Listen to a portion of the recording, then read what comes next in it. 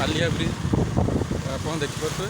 ଇଏ ତ ସରି ସରି ଗଲାଣି ଆଉ ମୁଁ ତ ଆଜି ରେକର୍ଡ଼ିଂ କରିପାରିଲିନି ଭଲସେ। ଏଇଟା ଆମର ହେଉଛି ବାଲିଆ ଗାଁ। ଦେଖନ୍ତୁ ଆମେ ଏବେ ଚାଲିଛେ ପୁରା ବାଲିଆପାଳ ଯାଉଛେ।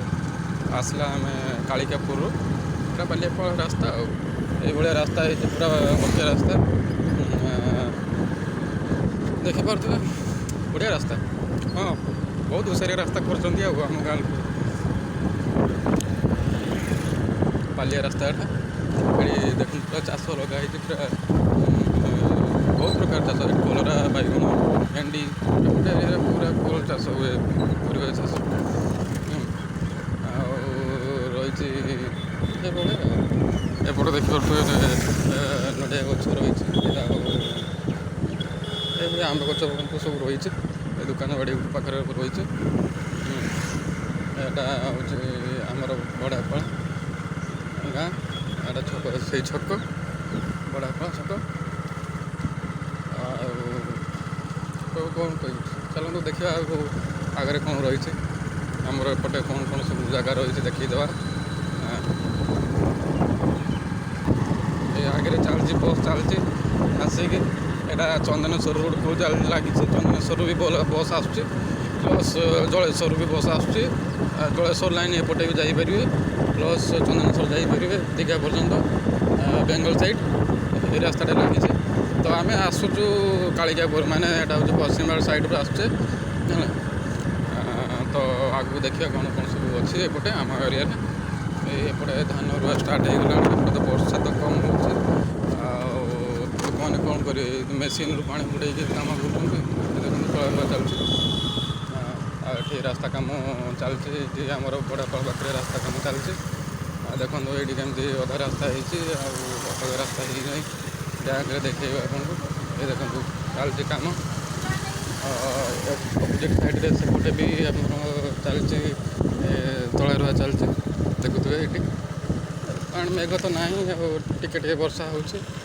ବର୍ଷା ବି କେବେ ଜୋର ହେଲେ ଲୋକମାନେ ଟିକେ ଖୁସିରେ ଟିକେ ତଳେ ରୁହନ୍ତେ। ଏଇ ରାସ୍ତା କାମ ଚାଲିଛି ଏଠି। ଏଠି ପୁରା ଅଧା କାମ ହେଇଛି, ଅଧା ହେଇନି। ତାପରେ ବହୁତ ରାସ୍ତା ପୁରା କ୍ଲିୟର୍ ହେଇଗଲାଣି। ଏଠି ପାଖାପାଖି କମ୍ କମ୍ ରାସ୍ତା ଅଛି। ଆଉ ଏଇଟା ହେଉଛି ବଡ଼ାପାଳ ବାହାରିଲେ ଆମେ। ତ ଏଠି ଗୋଟେ ଛୋଟ ମନ୍ଦିରଟିଏ ଅଛି। ଆଉ ତା ପାଖରେ ଗୋଟେ ଘର ବି ଅଛି, ସେଠି ମନ୍ଦିର ବି ଅଛି। ଏଠି ପାଣି, ଥଣ୍ଡା ପାଣି ମିଳେ ଏଠି। ରାସ୍ତାରେ ଭଲ କରିଛନ୍ତି, ଗୋଟେ ପାଣି ବି ରଖିଛନ୍ତି ସୁବିଧା। ଆଉ ଲୋକମାନେ ପାଣି ପିଇବେ, ପ୍ଲସ୍ ଏଠି ବି ଏପଟେ ରୁଆ ଚାଲିছে।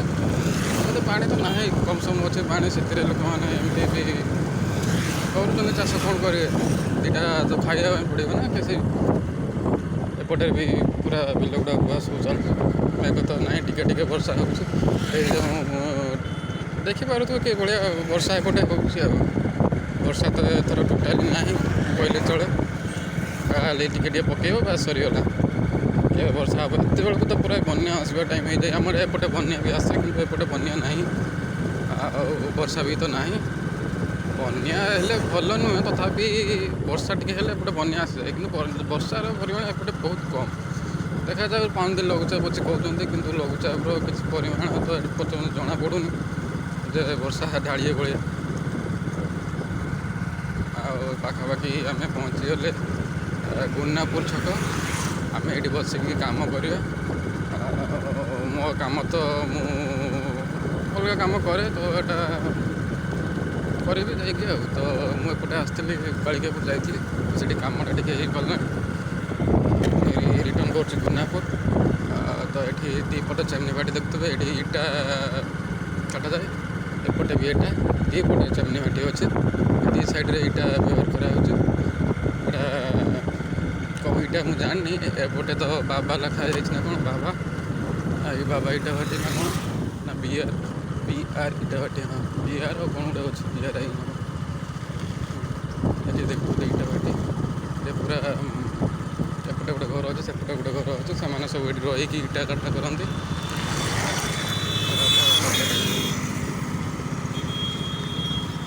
ଠିକ୍ ଅଛି, ମୁଁ ନେକ୍ସଟ ଭିଡ଼ିଓ ଅପଲୋଡ଼ କରିବି କାଲି।